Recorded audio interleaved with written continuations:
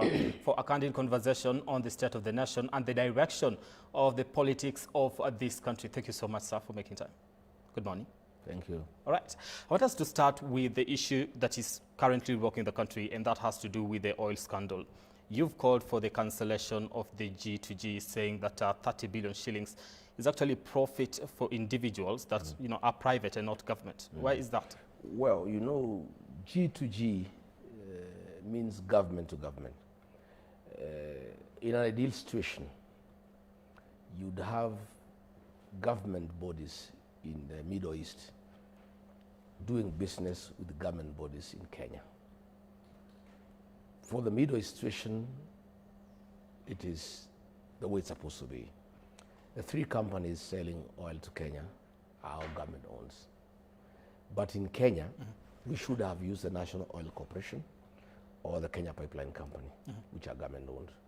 But instead, our private companies were contracted to do G2G. These are profit-making companies. Ideally, if there were government bodies, they will not be making profit. So they are making profit. And that is what is adding to the cost of the fuel. And again, of course, there is a conflict of interest. These companies were not picked competitively. Very senior people, including the president, are part and parcel of these companies. So they sit down and decide the prices for profit. So they cannot make any decision in national interest. The decision is profit-oriented. It is individual interest, and that is where we have a problem. We are saying we need to open the importation of oil to market forces. Because when you open it to market forces, Kenyans will get value for money. Where there is competition, you always get a good deal because companies are competing, and therefore the lowest, the one topping up the least profit will get the tender. So we are calling on William Ruto to put aside personal interests and put national interests ahead as president of Kenya. Okay. And he has to make a decision whether he wants to be president of Kenya or he wants to be a businessman. Okay. You cannot be both. All right. Again, we have also called for the scrapping of the 16% VAT. It was 16, he scrapped up to 8, that is half. We are saying it's not enough, it cannot give sufficient relief to the people of Kenya. Again, we are calling on the removal of the 7 shillings fuel levy that was added. There before it was 18 shillings, it was put 25. This 7 shillings has been used to for securitarization of loans that are hidden, and you have seen in IMF have called for the exposure of hidden loans. Okay. Loans are loans, and they must be reflected in the book so that we know what is the level of indebtedness to this country. So we are having a challenge. I am told that fares have started going up by 20 shillings. Somebody called me yesterday from Rwaka to Nairobi. They were paying 80 shillings, now it's 100 shillings. And I think the real impact of the increase will be felt in the next few days. Okay. And again, we also expect cost of consumer products to go up because most of these products are manufactured by equipment that is diesel driven. So it's a difficult situation for the country, but it is more complicated and untidy because of conflict of interest by the president and his cronies. Okay. If they had put national interest ahead of their personal interest, we will not be having the situation we are in. I'd like us to go back a little bit when we started this conversation of the G2G and how it came about. And back then, of course, you're still in office. And when this conversation was happening in regards to the G2G and which companies will actually be in charge of receiving or rather doing the trade, were you part of that conversation? No, I was not. I have said repeatedly that the Ruto administration is a one-man show. Everybody else is a flower girl. And that is why I could not last long, because I was elected by the people. And I have a mind of my own, and I'm a very principled leader as well. And I could not be part and parcel of the praise and worship choir. When we came into office, William Ruto appointed a team of advisors led by David D. These are the people who make all the decisions with William Ruto. And most of the decisions are in his personal interest. but he hides under the team of advisors. Many a times, William Ruto would make a pronouncement, a policy pronouncement concerning a certain ministry, when the cabinet secretary is not even aware. And the matter has been discussed with him and the so-called advisors. So when this G to G came, it sounded a good idea on paper, but later on I learned, of course I was not brought in on board because I'm not part of it. He did not look me in to be part of the eating, the cookie jar. So I did not know exactly what the details until later is when I realized that it was not G to G, but G to R, government to Ruto. Okay. And there's nothing I could do about it. Most of these things, I raised concerns internally. I opposed them in cabinet committee. I opposed them in the main cabinet. I opposed many things on one-to-one meeting with the president. And he had very serious issues that I could dare to even question what he's doing. Okay, so your critics have argued that the first shipment that came into the country, you received that shipment under this particular framework of G2G. Yeah. And the statement that you read was like, it was a good deal and a good framework for the country because it is going to help the economy and also strengthen the Kenyan shilling. That's the way it looks on paper. Okay. The way it was explained by William Ruto to us in cabinet. All right. I'd like to ask whether that particular term, was it coercion for you to read that particular statement? No. Or was it in the first 1 year of our administration, I gave William Ruto the benefit of doubt. He had very high-sounding ideas and great things that sounded very attractive to me and to the people of Kenya. Bottom-up economic model, G2G, affordable housing. It sounded very nice the way he was explaining. He's very good in explaining narratives. And until Kenyans started interrogating those programs and policies, I started also listening to the people of Kenya. And I also started interrogating. The first 1 year, I was good and I was supporting whatever he was doing because I believed it was in the best interest of the country. I did not have an idea that all these things were personal things. It did not come to my attention at that time. So I was his principal assistant. So when he said, go and receive the oil in Mombasa, I did. And a speech was written for me and I very eloquently prosecuted his case because I believed him. Like many Kenyans did. I'm not the only one who believed him. Many Kenyans believed William Ruto. I cannot be blamed for having believed in him. Many of us, 7.2 million Kenyans, believed in William Ruto and what he was saying. Because he was saying what sounded good things. Okay. You know, that, you know, he would lift those at the bottom of the pyramid to the peak of the pyramid. He would put money into people's pockets. He would bring financial inclusion through the Hustler Fund. You know, he would reduce the cost of gas to 300 shillings. He would give everybody a free gas cylinder. You know, he would give people diapers. He would make internet free. All these things were good things, you know. Human beings, and RIGATHI is one of them, like good things in life.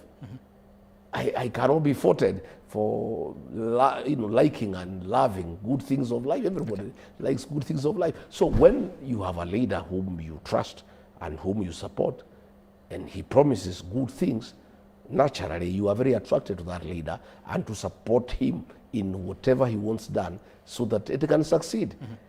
It's only 1 year down the line, I realized the whole thing was a fraud. Okay. It was a con game. This was a fraudster. He was not a leader. Right. He was a businessman. Okay. And he had got an office to enrich himself and to capture the state and to own the whole Kenya. As we speak today, he is in every sector. He's in insurance, he's in hospitality, he's in banking, he's in oil, he's in entertainment. Even now he has gone into matatu. The normal people's business now he's in it. Right. It only took me 1 year to actually see that things are not adding up. It's not looking good. This man was deceptive. This man was a fraud. This was a con game. And 7.2 million Kenyans were conned with RIGATHI. So but RIGATHI had the latitude to say, no, I cannot partake. I cannot be part of this fraud. Right. I cannot continue this con game. Okay. And I started raising serious questions internally. until it reached a point I started raising them publicly. Would you say you are isolated in most cases when it comes to matters policy? Because if the G2G, you are not part of the I conversation. was not isolated. Nobody was part of it. William Ruto runs a one-man show. He even advises advisors on how to advise him. Nobody knows anything, but most of the people are not courageous enough to stand up and say no. That is where we have a problem. You know, I am different from others. I am that kind of person. During the Finance Bill 2024, I was the lone voice in cabinet saying, no, this is not tenable. This is not acceptable to the people of Kenya. I'm listening to the ground, and Kenyans are saying no. And if we insist, we shall be left with an egg on the face. It came to pass. I was the only member of the National Security Council who objected very strongly to abduction and killing of Gen Zs. I did it. As deputy president, I publicly called a press conference in Mombasa on the 26th of June, 2024, and admonished the president and government for killing young people and abducting them. I'm that kind of a person, but we are very few. You know, courageous men and women are very rare. I am among the very few Kenyans who can stand up to a president in office and tell him no. All right. You know, we are few. You know, we had Justin Muturi in cabinet saying no. You know, Methekali Nturi saying no. There's a few of us, and of course we were asked. You know, he couldn't take no for an answer. He couldn't, you know, imagine, entertain any, anybody with a divergent opinion. His word is law. Is final. He's president. Okay. What he wants must be done. It must happen, whether it's right or wrong, whether it's against public interest, whether Kenyans are crying, whether Kenyans are opposed to it. He doesn't care. And that is why we now have a police state where goons have taken over the country, where police have gone rogue, where the criminal justice system is being used to clamp down on dissent. All right. And that's the situation we are in. We'll be coming into the issue to do with goons and police brutality, of course, in a few. But one of the companies that you mentioned linked to President William Ruto in the issue to do with oil is suing you for defamation. I have not been served. I heard about it, but nobody has served me, so I don't want to comment. Nobody has served me. Court matters. If you want to sue somebody, you serve him. If I've not been served, I'm not aware of any court case. I've just heard people talking about it in social media. I don't deal with rumors on social media. If anybody wants to sue me, you serve me. Then my lawyers will go to court and defend me. All right. But will you still stand by the words that you used in terms of I am very clear. You have never heard me say I've been misquoted. I am a very meticulous leader. I don't just talk. I have a lot of information. And going forward, Kenyans will hear more. I have been very reluctant to spill most of these beans because it can bring the country down. And I'm a very patriotic Kenyan, and I would have wanted a situation where we face William Ruto in the next election and replace him with somebody else. And if all things go well, I think I should be that person. What is happening if we bring it to light? We may not be able to get to 2027. How bad is the situation? The situation is very bad, and I think where we have reached now, we need to tell Kenyans more. Like when you look at this SHA, it's the biggest scandal in the history of independent Kenya. A system to run SHA was bought at 104 billion, when the actual system only cost them 1 billion.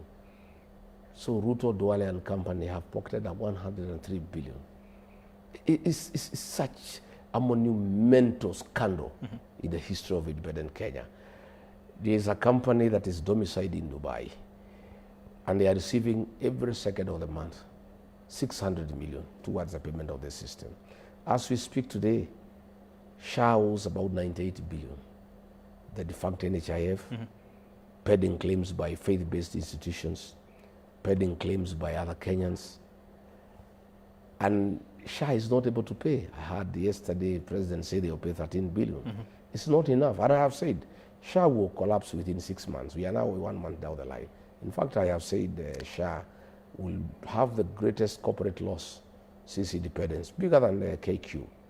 And I have said the SHA has been in ICU. It's dead. It's a walking zombie. So do you it's say, just a question of time. Do you say it is the collapse of SHA is imminent? There's It's nothing imminent. that It's can be done? imminent because when you look at what is being collected and what is being stolen to pay towards that 103 billion, they cannot sustain paying the claims because they put 103 billion is what is being paid in installments. 600 million every second of the month. And these are companies owned by Akina Duale and others. And today we are saying, look at what has happened to the teachers. The teachers had a very good insurance cover by Minet. A teacher would get sick and walk into hospital, get treated. In an unfortunate event, one loses his life. We had the last payment, where you get house, you get final expenses for burial. Under SHA, that is not possible. Today, they have capped what teachers can use to 1,200. 1,200 cannot get anybody treatment in Kenya. It's treating teachers with such indignity. There is no doctor now who can take less than 3,000 as consultation fee. So when you cap the payment for teachers to 1,200, the teachers are in anguish. Many of them now have to top up from their pocket, yet they have an insurance cover. Many of them, when they die, they have to look for money. Yet they had a very good cover that was working well. And then Duale is saying that is doing very well. I want to tell Aden Duale, teachers are not UDA psychophants. These are very serious professionals. These are Kenyans who are serious stakeholders in this country. These are people who are educated, who are learned, who understand what is happening. And I would like to ask Duale, teachers have asked me this morning to ask him, where is the IT system that is backing SHA? They would like to come and see. Because that system is in Dubai. All claims are sent in Dubai. That is why when the teachers go to hospital and they log in, the system is brought down and the teachers are stranded. And I want to talk to the teachers of Kenya. The teaching fraternity is a very important human resource for this country. They are the ones who take care of our young people. They are the ones who are responsible in building a capacity for running the economy of this country. People cannot treat teachers like trash. I want to tell the teachers they are 500,000 and the beneficiaries of the insurance cover goes beyond almost 2 million people. Their union leaders have been compromised, the ones in Kupet, the ones in NAT. That is when you saw them, 10,000 teachers were taken to State House and given 10,000 shillings each. Most of them were branch officials of the two trade union organizations. They were bribed with the 10,000 shillings. They accepted to commit to SHA. The teachers must say no. They must demand today, tomorrow, that teachers must exit SHA and go back to either Minet or any other company that can take care of their medical welfare. Otherwise, we are going to lose teachers. Teachers cannot teach with ease when they are not sure of what happens when they get sick, when their families get sick. But this thing of taking teachers for granted, I saw Duale last night saying how they have been taken care of, how happy they are, and teachers are saying we are not happy. 1,200, what can it pay? Which hospital is this that you can get even consultation for 1,200? The police had a beautiful scheme at the APA. They have been taken to SHA. Officers yesterday in Moranga told me they are in trouble. They don't know what to do. The police officers in this country are a very critical component of our security architecture. These are men and women in uniform who give their all to look after us and to make sure there is a good environment for peace and for stability and for investment. When the teachers, when the police are not sure of what will happen, we have a problem as a country. Okay, so what have the police told you as far as SHA is concerned? That SHA is not working. When they go, they don't get any services. They don't pay. They are forced to go to hospitals that they don't want. And they have to pay from their own pocket. And let me tell William Ruto, please don't have a police service that is unhappy. It's not good for the stability of the country. When the military is not happy, it's not good for the stability of the country. When security agencies are complaining to us and telling us to help them and telling us that they believe in one term because they are also suffering like other Kenyans, it's not good for the security of the country. Okay.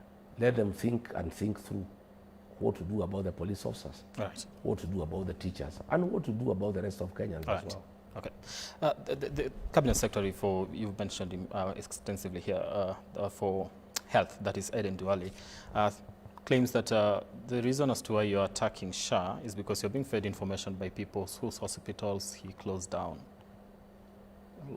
Is that where you're getting your information? Well, Duale can say anything, but I am a man of the ground. I come from the ground. I came from the ground yesterday. And what you need to do as a journalist, ask the teachers whether they are happy. Duale is saying they are happy, the teachers are saying they are not happy. RIGATHI is saying the teachers are not happy. Then between me and Duale, you decide who is truthful. Ask the police whether they are happy. They will tell you Shah is not working. I have been to every meeting I asked, Shah is not working. So Duale is saying that hospitals are the ones talking to me. I have no time to talk to hospitals myself. I'm a very busy man. I am very busy doing political mobilization towards sending William Ruto home. Okay. I have no time to go and look for hospitals, but I talk to the people. I go to the ground every day. I do meetings, 3-4 meetings every day. And I ask, is Shah working? They say, no, it's not working. Okay. I have talked to teachers. They are up in arms. I have talked to police officers. They are up in arms. Shah is only working in the mind of William Ruto and Eden Duale. For the rest of Kenya, Shah is a scam.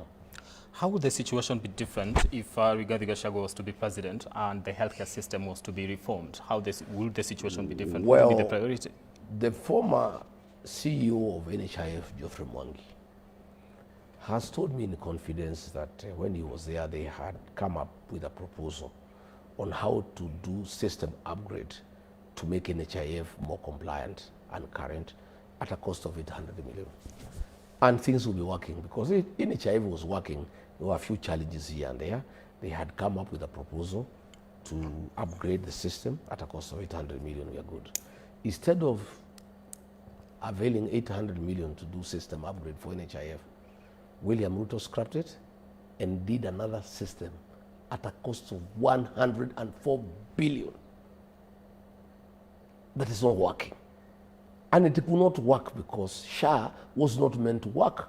It was a conduit for corruption. It was a conduit to steal 104 billion. Nobody had an idea how it will work. The main objective, the motivation of William Ruto and his people was to steal 104 billion. And after they have stolen the money, the thing is almost collapsing because it was never meant to work because nobody put his mind through. They were just looking for a conduit on how to steal 104 billion. Okay. So if we form government and we'll form government, we'll go back to factory settings. Where did the rain begin to beat us? Look at NHF. Where was it? What needed to be done to improve it? Involve the stakeholders. Talk to the doctors. Talk to the nurses. Talk to the paramedics. Talk to private hospitals. Talk to faith-based institutions. Talk to county governments. Talk to Kenyans. Listen to the agencies. Listen to everybody who has something to say. Be consultative and come up with a working health model, health financing model that can serve the people of Kenya. Would you scrap Shah for NHIF? Shah is a scam. It will have collapsed. You don't need to scrap it. I've told you it will collapse even before we get there. And I have told hospitals to be very careful. Because when Shah collapses, it may collapse very many hospitals. And my advice to hospitals is to demand all their money, the 98 billion that is owed. Duale says they'll pay 13. That is not enough. There is another 85 billion. All hospitals must demand immediately the payment of all outstanding claims so that when Shah collapses, our hospitals do not collapse with Shah. Because 98 billion can collapse many institutions and we'll be in trouble as a country. Number two, the hospitals must agree with Shah on upfront payment. Shah should be putting a deposit upfront so that if hospital X, the monthly claims are 1 billion, probably they should receive half of that as upfront payment. That way we are sure that if this monster, this reckless program of William Ruto called Shah that was meant to steal 104 billion collapses, our institutions do not collapse as well. because we need these institutions. They have been put up with billions of shillings over the years. They have developed capacity. They have medical records for our patients. We cannot afford a situation where our institutions can collapse together with the SHA. Okay. I want you to take you back a little bit on where we started. You gave us 7-day ultimatum as far as the fuel prices is concerned in the country. Does that still stand despite what the government says are some of the alternatives, or rather, measures that it has put in place to be able to reduce the cost of fuel? We give a 7-day ultimatum. We now need to convene again and look at what has happened. What has happened is just a concession of 9 shillings. Nothing else has happened. All the other demands we made are still outstanding. So we'll be able to meet as principals of the United Alternative Government and review the situation and advise the people of Kenya what we think is the best way to deal with this situation. Again, the final decision is the people of Kenya. We as leaders can only make a recommendation as to what we think should be done. Okay. So we'll be having that meeting to review the situation and then engage the people of Kenya on the way forward. Okay.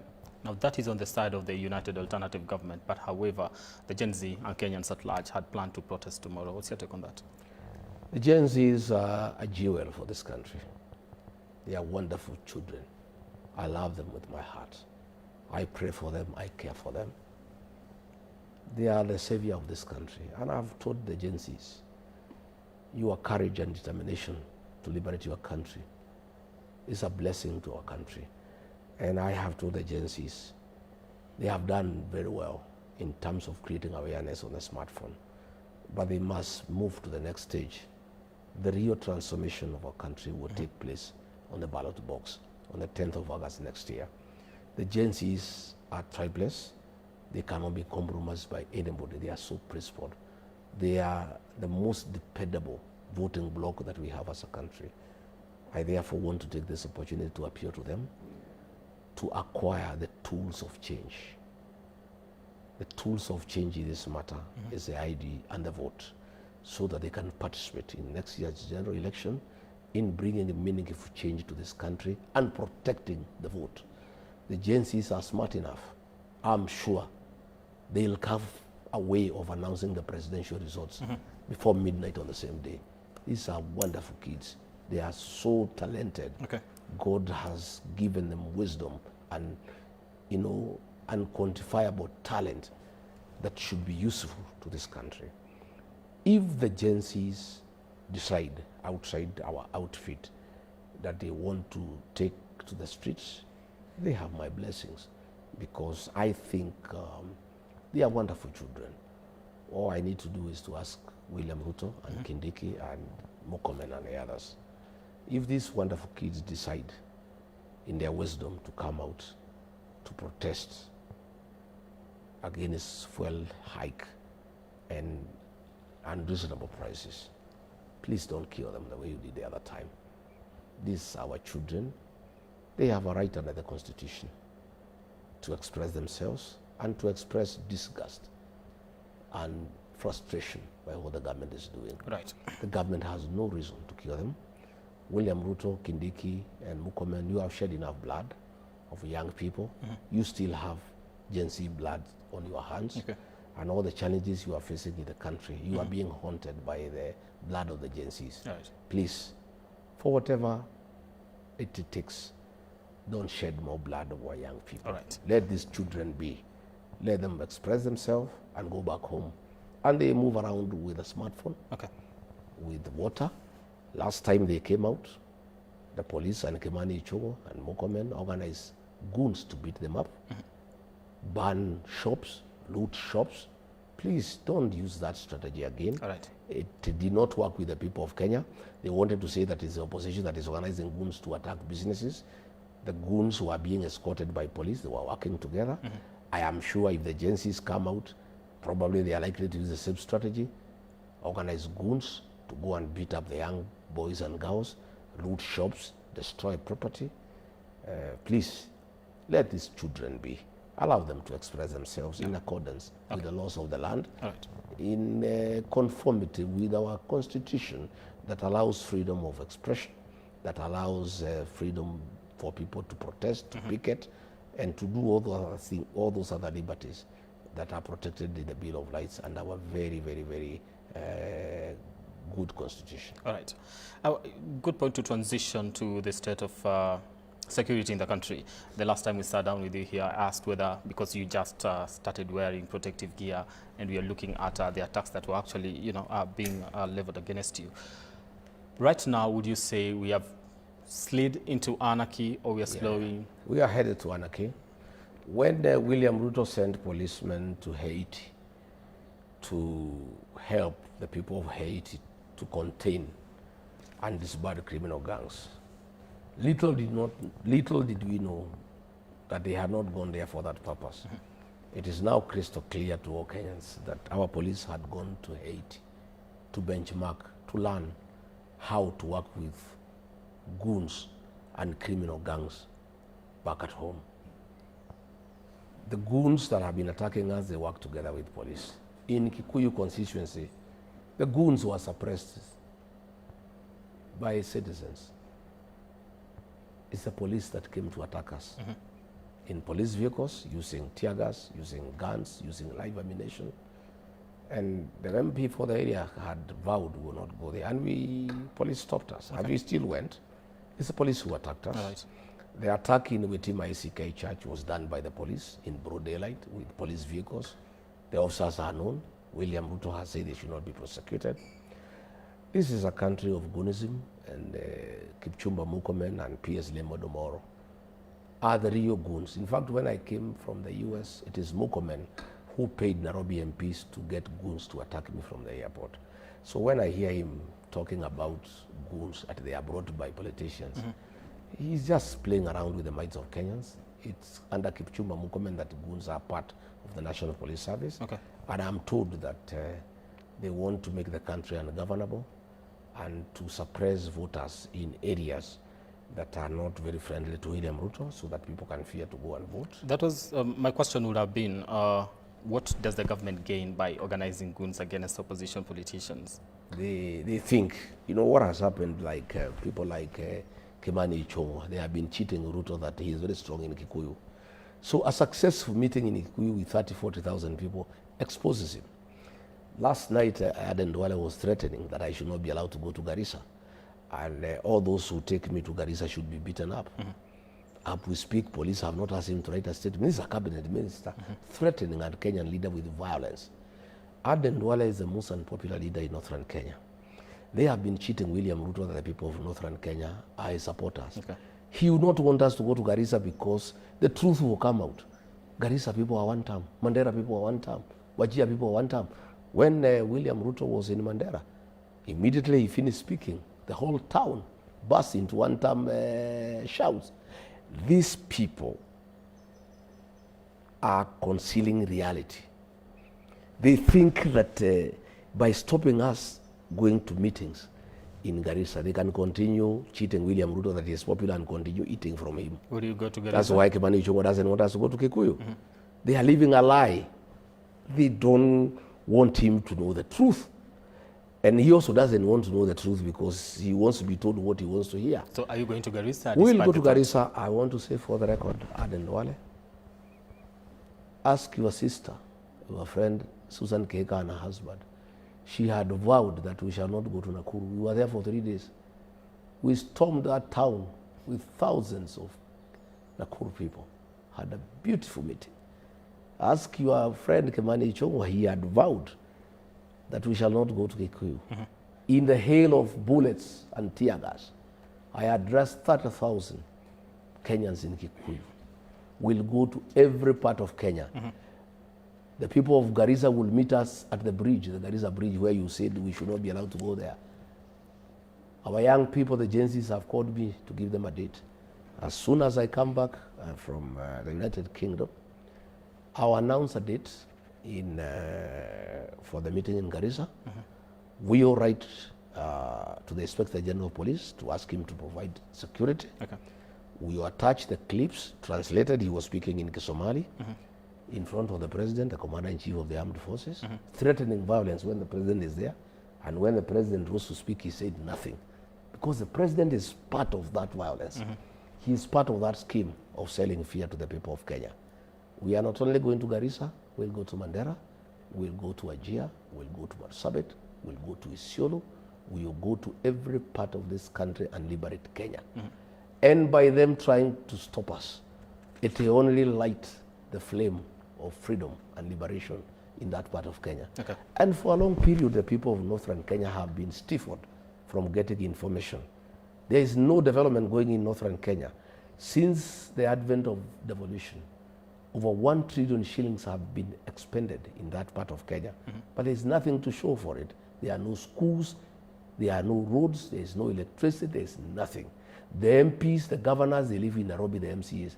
In fact, when William Ruto was there, he left with the MPs from Mandera and came back with them. They live in Nairobi. They put up malls, they put up flats. All the money for the development of northern Kenya has been stolen. Okay. And William Ruto was saying that it has been like that since independence. It is under your watch that you are allowing these leaders to steal from the people of northern Kenya. Okay. Why Aden Duale would like to stop us from going to Garissa and Wajir and Mandela? He doesn't want us to go and present facts to these people of how their money has been stolen by their leaders, on why they are not having development, on how much money has been allocated to them, but this money has been stolen to their leaders. But I want to tell Aden Duale, you are late. You cannot stop us from going to Garissa. You cannot stop us from going to Mandera. You cannot stop us from going to Wajir. The people of northern Kenya are Kenyans. They deserve to hear from leaders who are truthful and who care for them. The people of northern Kenya have invited me to go to Garissa, to Wajir, to Mandera. Garissa, I'm coming. Wajir, I'm coming. Mandera, I'm coming. And the people of those areas will protect me. They'll protect me the way the people of Kikuyu protected me, the way the people of Nakuru protected me. You can use militia to fight us, you can use police to fight us, but God and the people of Garissa will take care of us, and I'm sure we'll have a very successful meeting. And that will be the turning point on the politics of northern Kenya. It will be the turning point. We'll have a very candid conversation with the people of northern Kenya as to why they suffer underdevelopment, as to why they suffer malnourishment, as to why they die from hunger, as to why they have no water, as to why they have no hospitals, as to why children, mothers die during childbirth, as to why so much money has been given to that area and there is nothing to show for it. We'll have that conversation. So I'd like to understand, is it the DCP party with RIGATHI GACHAGUA going to Northern Kenya, or the United Opposition? We move as a pack, we move together. The United Alternative Government is one. Once in a while we go different ways, but many times we go as a team. Northern Kenya is very important to us as the alternative government, and the people of Northern Kenya need to hear from RIGATHI GACHAGUA. They need to hear from Kalonzo Musyoka. They need to hear from Fred Matiang'i. They need to hear from Eugene Wamalwa, Justin Muturi, Martha Karua. They need to hear from us, all of us. We do care about Northern Kenya, and we are going to come there as a team. And we'll not be in a hurry. And let Duale do whatever he wants to do. If he wants to kill us in Garissa, let him go ahead. At least it's good that if anything happens to any of us, now that he is on record, threatening us with violence in front of President William Ruto, if anything happens to any of the leaders from the United Alternative Government, Aden Duale will be held accountable, and he'll pay for it. I get that. I want us to transition a little bit before we wind up on the issue to do with 2027 elections and the exercise that is currently happening as far as voter registration is concerned. 2 weeks ago, I sat down with one of the principals in the United Alternative Government, that is Martha Karua, and she did not express confidence when it comes to the IEBC to conduct a free and fair election. I don't know. What is your take on that? Well, the IEBC has challenges. Obviously, it is biased. The chairman, Ethicon, was an attorney of Joseph Danok, the deputy chief of staff of William Ruto. He has been having meetings with Akina Sudi and Akina Ntutu in Sereda Mara and others. He has been refusing to meet us. He has refused. We set up teams to start interrogating the process. What kind of feedback have you gotten when you tried to have a sit No, down? we went to see him and he was very warm, but after that he was summoned by William Ruto and told to stop engaging us. But we'll force the engagement. The people of Kenyans will force engagement.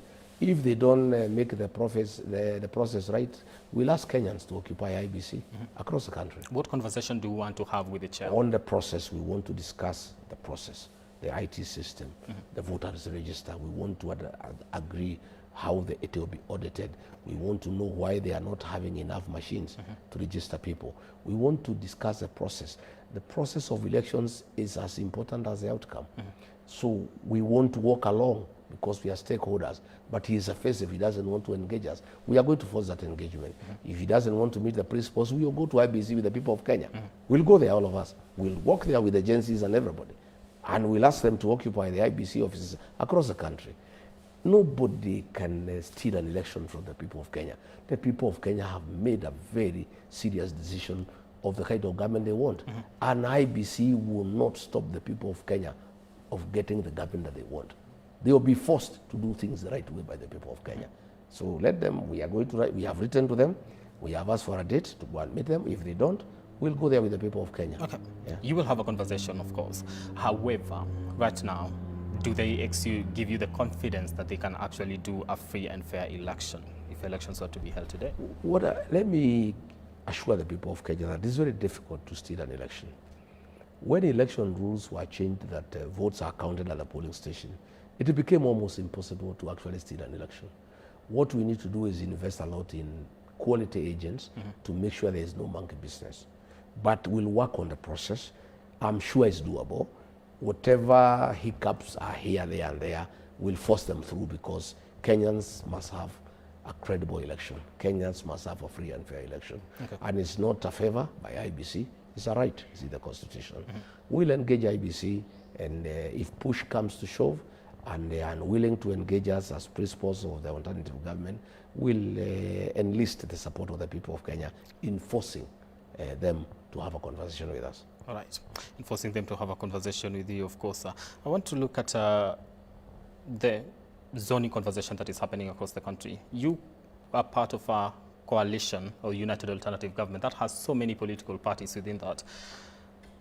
Do you engage in a conversation where you would actually consider zoning so that one party gets to clinch a particular seat? I don't believe in it.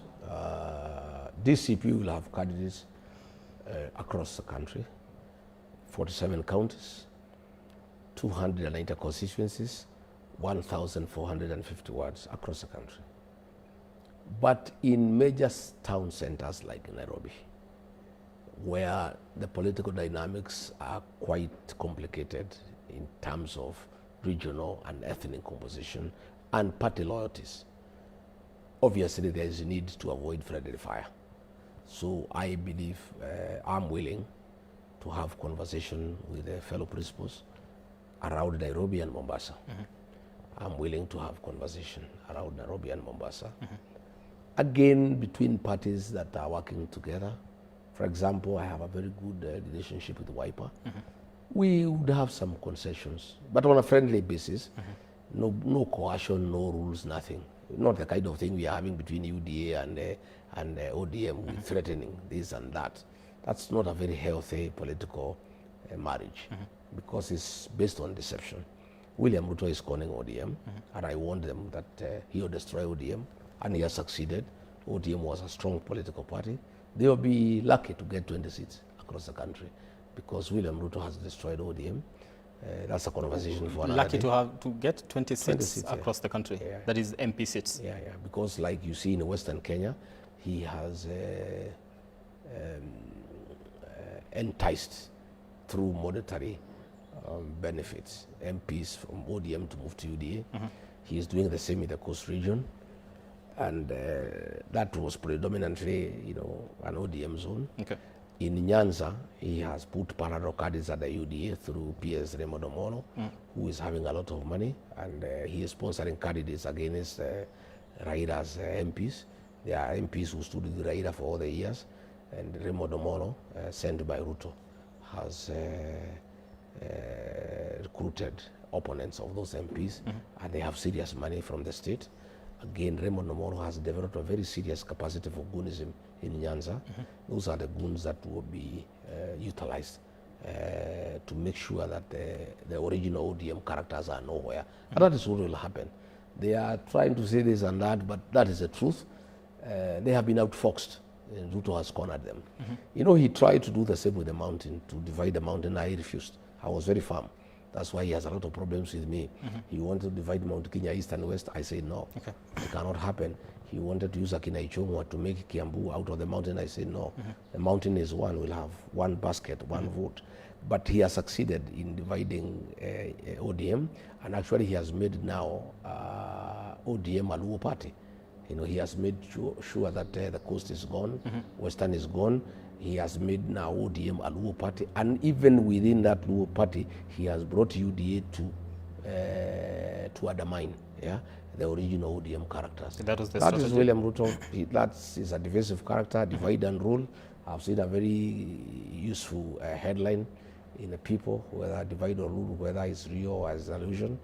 It is an illusion in the mountain, it's real in the ODM. He'll succeed in some areas like ours he will not succeed. Because as we know him, you know, we have had the benefit to know him. The Luo people do not know him. They just saw him the other day. So just the same way he conned us, he's conning them. And already they are fallen victim. They cannot recover. He has destroyed the ODM irreparably. It cannot be salvaged.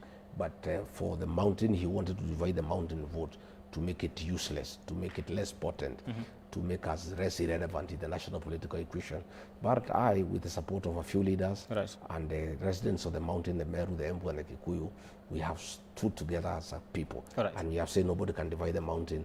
We will go to this election as one. And we'll have a vote in one basket. Okay. Talking about the division that was attempted on the Mount Kenya people. Yesterday you said Kindiki has been reaching out to you in regards to forgiveness. Who is he sending? Well, I don't want to expose his emissaries because the state will go for them. But I have said, I said two, but I have added one more. Dividing the mountain, I cannot forgive him. I am very, very, very, very angry with anybody who tries to divide the mountain, because our unity is our strength, is our future, it's our relevance. Without a united mountain, we are nobody in this country. So anybody who tries to divide the mountain is an existential threat to our very existence as a people.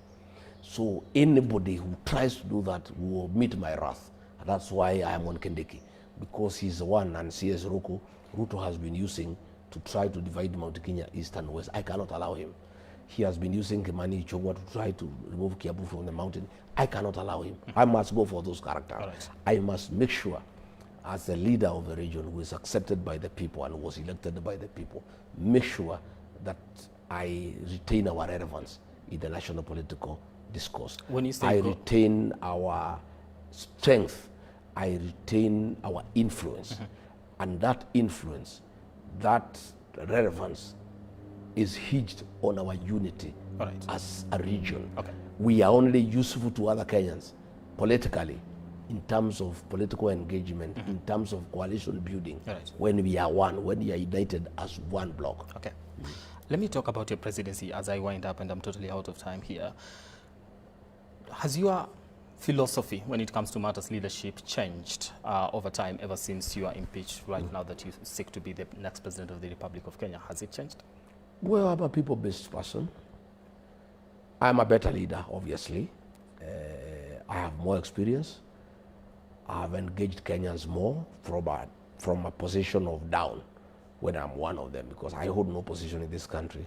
So my conversation with the people of Kenya is very free and real, because they are not intimidated by any position. So it's very truthful.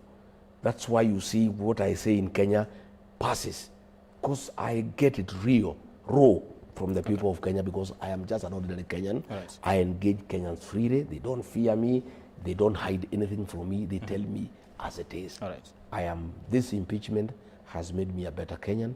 It has given me an opportunity to benefit from the wisdom of Kenyans, to interact with Kenyans freely and to hear exactly what the people of Kenya want. Okay. And that impeachment, we are in court on 27th, 28th, and 29th. I went to the High Court to challenge the petition, that it was unlawful, it was unconstitutional, and I would like it to be expurged and I be compensated, because I don't want to go back to office. Right. Ordinarily, I should have fought for the impeachment to be discharged, and then I can be reinstated in office. But I have no intention to go back to office because I cannot work with William Ruto. He's too much of a dictator. He has ruined the country. He's a one-man show, and I would not like to be part of the ruin of the Kenyan nation and the economic hardships Kenyans are going through. He's also quite deceptive. He's not truthful. Okay. It's not anybody you can work with. So I'll be in court on the 27th, 28th, and 29th. Is when the judges have said 3 days to hear me. My lawyers are prepared well, and I'm very hopeful. I'm very hopeful that the courts will find that the process and was unconstitutional. The accusations were frivolous, and they had nothing to do with undermining the Constitution. It is William Ruto who had a problem with me, and he obtained the impeachment through fraud, through bribery and coercion. So I am hopeful, but it doesn't matter to me. By the way, the outcome of that process in court is neither here nor there, because the fact that I'm at home impeached has not stopped me from being a Kenyan leader. Was an impeachment a blessing in disguise for you? My meetings are most attended. They are organic. I paid nobody. Kenyans listen to me. They treat me as their leader, irrespective of having been impeached. But Kenyans, there are several types of leaders. If you study leadership, you have what you call traditional leadership. Those are the wazes. You have charismatic leadership, the one of Jomo Kenyatta. You have positional leadership, the one of Kindiki. He is a leader because he has a position. But you have functional leadership, the one of RIGATHI. I'm a functional leader. I hold no position in Kenya, but I'm a very serious leader in this country. Would you say there is a very big difference between being in power and having power. So you have there are people who are in power, but they have no power. For them to address a meeting, they have to pay people. If you have to pay people because they cannot listen to you without paying, you have no power. I hear Uhuru is crying, he wants power. Now he has changed the tax, now he is asking for respect. He cannot get power when Kenyans are suffering because of fuel increase, and he is eating with Ruto. How can he get power? Power comes from the people. Having a position is nothing. I feel like Kindiki has a position, but he cannot address any meeting in the country without paying. William Ruto today is president. He cannot address a single meeting in this country without paying people. RIGATHI is here, he has no position. He's just an ordinary citizen. Wherever he goes, thousands of Kenyans listening to him. That is what is called being powerful. So you are powerful. Would you say your impeachment was a blessing in disguise? It was a blessing in disguise because I don't know where I would be sitting. Kenyans would have killed me now. People back home would have burned my house. I mean, what is happening is unacceptable. I am happy that I'm not part of this administration. All right. Thank you so much, Honorable RIGATHI GACHAGUA, for your time. Much appreciated. All right. That does it for us here on Poly Talks. Do have yourselves a lovely day. Let's do this again when God says we do. My name is Brian Amoy. Thank you.